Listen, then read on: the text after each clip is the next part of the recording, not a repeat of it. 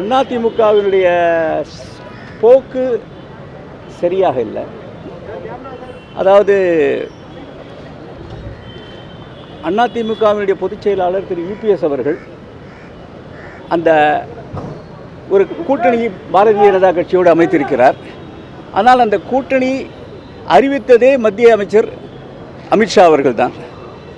அது மட்டுமல்ல, இன்றைக்கு அமித்ஷா அவர்கள் அறிவிக்கச்சே ஒரு குறைந்த கூட்டணி ஆட்சி என்று சொல்லியிருக்கிறார், குறைந்தபட்ச செயல் திட்டம் என்றும் சொல்லியிருக்கிறார். எதிலே குறைந்தபட்ச செயல் திட்டம் வரும் அதையும் சிந்தித்து பார்க்க வேண்டும். மொழிக் கொள்கையிலே குறைந்தபட்ச செயல் திட்டம் என்னவாக இருக்கும், இருமொழிக் கொள்கையிலே என்னவாக இருக்கும், கல்வி திட்டத்திலே தேசிய கல்வியா மாநில கல்வியா, தமிழ்நாட்டிற்கு நிதி உதவிகள் மறுக்கப்படுவது, சமக்ர சிக்ஷா அந்த நிதி கொடுக்கப்படுவதிலே மத்திய அரசு பாரபட்சம் காட்டுவது, தொகுதி மறுசீரமைப்பிலே தமிழ்நாட்டிற்கு ஏற்படக்கூடிய ஓரவஞ்சனை, இப்படி பல்வேறு நிகழ்ச்சிகள். அது எதிலுமே எந்த அடிப்படையிலே அவர்களிடையே ஒரு ஒருமித்த கருத்து வரப்போகிறது, ஒரு குறைந்தபட்ச செயல் திட்டம் அமைப்பார்கள் என்ற ஒரு தெளிவே இல்லாமல் இருக்கிறது. கழகத்திலே அனைத்து இந்திய அண்ணா திராவிட முன்னேற்ற கழகத்திலே பல்வேறு குழப்பங்கள் இருக்கின்றன. பல்வேறு நிர்வாகிகள் இன்றைக்கு அங்கே மனப்புழக்கத்திலே இருக்கிறார்கள். ஒரு சில நபர்கள் திட்டமிட்டு கட்சியை அவர்களுடைய கைப்பிடியிலே வைத்துக்கொண்டு செயல்படுகிறார்கள். அதன் காரணமாகத்தான் எனக்கு அமைப்பு செயலாளர் இந்த பதவியை கொடுத்தார்கள். ஆனால் என்னை அவர்கள் பயன்படுத்திக் கொள்ளவில்லை. அதனால் தான் நாங்கள் இருந்து விலகி வந்தேன். காலம் பதில் சொல்லும். சமீபத்தில் அன்வர் ராஜா வந்தார், கார்த்திக் தொண்டைமான் வந்தார், இன்றைக்கி நான் வந்திருக்கேன். அதாவதுங்க, தமிழ்நாட்டினுடைய வரலாறு எப்பவுமே கூட்டணிகள் வர்றது சகஜம்தான். ஆனால் திராவிட இயக்கத்தை சார்ந்த ஒரு கட்சி, பெரும்பான்மை பலத்தை கொண்டிருக்கிற கட்சி, அதுதான் கூட்டணியை முடிவு பண்ணும். கூட்டணியிலே யார் யார் இருக்குவார்கள், யார் யார் எத்தனை சீட்டுகள் கிடைக்கும், யார் எந்தெந்த தொகுதிகளும் எல்லாவற்றையுமே அந்த அணிதான் முடிவு செய்யும், அந்த கட்சி தான் முடிவு செய்யும். இப்படி திமுக கூட்டணியிலே தளபதி அவர்கள் தான் அதை முடிவு செய்வார். ஆனால் அதிமுகவிலே இன்றைக்கு அதை முடிவு செய்யக்கூடிய சுவிட்ச் போர்டாக டெல்லி இருக்கிறது. டெல்லி என்ன சொல்கிறதோ அதற்கு கட்டுப்படுவர்களாகத்தான் இன்றைக்கு அதிமுகவிலே இருக்கின்ற தலைமை இருக்கிறது.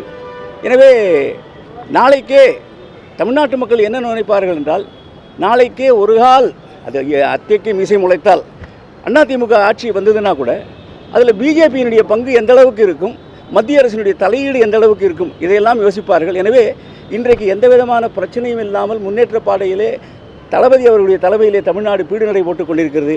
இந்த ஆட்சி தொடர்வதற்குத்தான் மக்கள் வாக்களிப்பார்கள். நிச்சயமாக 200 தாண்டுவோம், அதில் எந்த விதமான ஐயமும் இல்லை.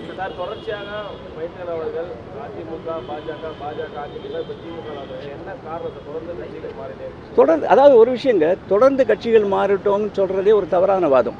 நான் ஒரு இயக்கத்தில் இருக்கேன், அந்த இயக்கத்தில் நான் சந்தோஷமாக இருந்தால் நான் நிச்சயமாக மாற மாட்டேன். ஆனால் ஒரு பிரச்சனைகள்னு வருது, சந்தோஷம் இல்லைன்னு சொல்லச்சு, அதில் அந்த புழுக்கத்திலேயே அந்த இயக்கத்தில் தொடர்ந்து இருக்கிறதுல எந்த விதமான அர்த்தமும் கிடையாது. வாழ்க்கையை மாற்றம் ஒன்று தான் மாறாதது. எனவே அடுத்த இலக்கை நோக்கி நாம் சொல்லுவோம். தொடர்பு இருந்தது, இப்போ கிடையாது. சார், இப்போ அதிமுகவில் 2வது நீங்கள் முக்கிய பொறுப்புகளை வகித்தவங்க எடப்பாடி பழனிசாமி பிரச்சாரம் மேற்கொண்டுட்டு இருக்காரு. ஒரே ஒரு விஷயம் நான் சொல்கிறேன். அதாவது கூட்டி வரப்பட்ட கூட்டம், அதை பார்த்துவிட்டு இன்றைக்கு யூபிஎஸ் அவர்கள் என்ன நினைத்து கொண்டிருக்கிறார்கள் என்று நான் கருதுகிறேன் என்றால், ஒரு எம்ஜிஆர் போலவோ அல்லது ஒரு அம்மா அவர்களைப் போலவோ தன்னையும் ஒரு பெரிய தலைவர் என்று அவர் நினைத்து கொண்டிருக்கிறார்.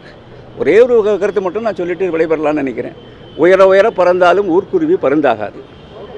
செய்திகளை உடனுக்குடன் தெரிந்து கொள்ள கீழ்கண்ட கேபிள் மற்றும் டிடிஹெச் நெட்வொர்க்குகளில் எம்நாடு செய்தி தொலைக்காட்சியை காணுங்கள். பாதகம் செய்பவரை கண்டால் நாம் பயம் கொள்ளலாகாது பாப்பா. மோதி மிதித்துவிடு பாப்பா, அவர் முகத்தில் உமிழ்ந்துவிடு பாப்பா. அண்மை செய்திகளை உடனுக்குடன் தெரிந்து கொள்ள இணைந்திருங்கள் எம்நாடு தொலைக்காட்சியுடன்.